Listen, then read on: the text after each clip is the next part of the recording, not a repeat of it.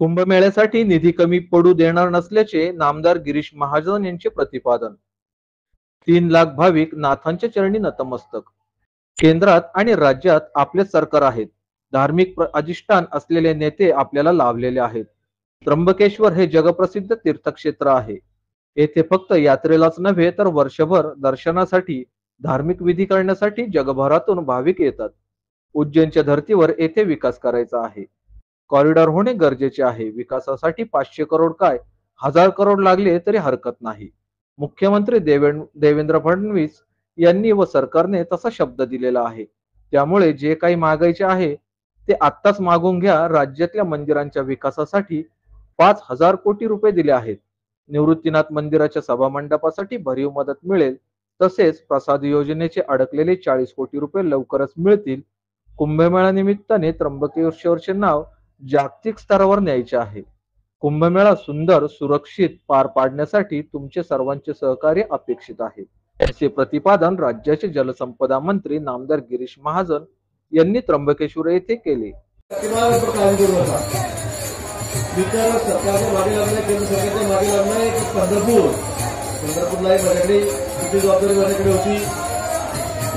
कुठे जास्त गर्दी असेल तर ही जबाबदारी माझ्याकडे दिली जाते। आपल्याला कल्पना आहे, सांभाळतो मी आता पंढरपूरची जबाबदारी माझ्याकडे होती आणि आता तर नाशिकची जातो आपलाच आहे, त्यामुळे तुम्ही काळजी करू नका। तसं उज्जैनला आपण बघितलं, तेवढं मोठं कॉरिडॉर झालं, 1000 कोटी रुपये कार्यक्रम करतात, 1000 कोटी खर्च करतायत। अयोध्येला राम मंदिर झालं, किती वर्ष खर्च झाले।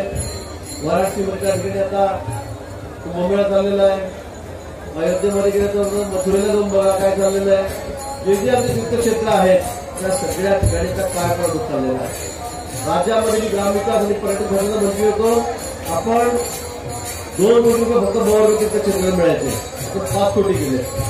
5 कोटी कंपल्सरी सगळ्या मंदिरांना पाडून दिले, सगळ्यांना पैसे देऊन टाका। 1000 मंदिरांना जवळपास 5000 कोटी रुपये आपण मंदिराची डागडुजी, त्याची रिपेरी, त्याचं दुरुस्ती, त्याच्या मंदिर आपले कसे आर्थिक अडचणीमध्ये आहेत, पैसे नाही, देखभाल करायला काही आपल्याकडे आर्थिक सहाय्य नाहीये आणि म्हणून त्याची अवस्था वाईट होत चाललेली आहे। आणि म्हणून देवेंद्रजींना सांगितलं काही करायचं, जातीवाला काही करा आणि या मंदिराचं पुनरुज्जीवन त्या ठिकाणी झालं पाहिजे। आणि म्हणून 5000 कोटी रुपये वर्ग मंदिरासाठी फक्त त्या ठिकाणी दिले। आपण निवृत्तीनाथ यात्रेनिमित्त शासकीय महापूजा संपन्न झाल्यावर झालेल्या सत्कार समारंभाला उत्तर देताना ते बोलत होते। तर जवळपास 3 लाखांपेक्षा अधिक भाविकांनी येथे हजेरी लावली। हरिनामाच्या जयघोषाने आणि टाळ मृदुंगाच्या गजराने अवघी त्र्यंबकेश्वर नगरी दुमदुमून गेली। दृष्टी पडता ब्रह्मगिरी त्यासी नाही यमपुरी, करिता कुशावरती स्नान त्याचे कैलासी राहणं। नामा म्हणे प्रदक्षिणा त्याचे पुण्य नाही गणना, असे या क्षेत्राचे महात्म्य संत नामदेवांनी आपल्या अभंगातून सांगितले आहे। त्याचे अनुकरण करत शुक्रवारी सकाळपासून हजारो भाविकांनी पवित्र कुशावर्त स्नान करून ब्रह्मगिरी प्रदक्षिणेचा मार्ग धरला। सायंकाळनंतर या मार्गावरील गर्दीचा उच्चांक होता। हा ओघ शनिवार दुपारपर्यंत सुरूच होता। जवळपास 1 ते 1.5 लाख भाविकांनी प्रदक्षिणा, टाळमृदुंगाच्या गजरात आणि अभंगकात प्रदक्षिणा पूर्ण केली। शनिवारी म्हणजे एकादशीच्या दिवशी पहाटेपासूनच कुशावर्तावर स्नानासाठी भाविकांनी कुंभमेळा पर्वणीसारखी प्रचंड गर्दी केली होती। तसेच हजारो भाविकांनी ब्रह्मगिरी पर्वतावर जाऊन देवदर्शन केले। एकादशीच्या दिवशी मध्यरात्री 11:30 ते 1 वाजेच्या दरम्यान निवृत्तीनाथ मंदिर संस्थांच्या वतीने नाथांच्या संजीवन समाधीची षोडशोपचारे पूजा केली।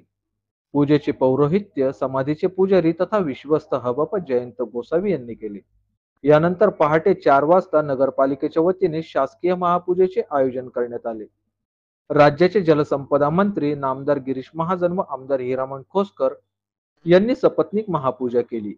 यावेळी अक्षय महाराज भोसले, लक्ष्मण सावजी, संपतराव सकाळे, तहसीलदार श्वेता संचिती, मुख्याधिकारी डॉक्टर श्रेया देवचक्के, कैलास घुले, पोलीस उपअधीक्षक वासुदेव देसले, पोलीस निरीक्षक बिपिन शेवाळे, चंद्रकांत काळे, अमोल दोंदे, नितीन शिंदे, संजय लगड आदी उपस्थित होते।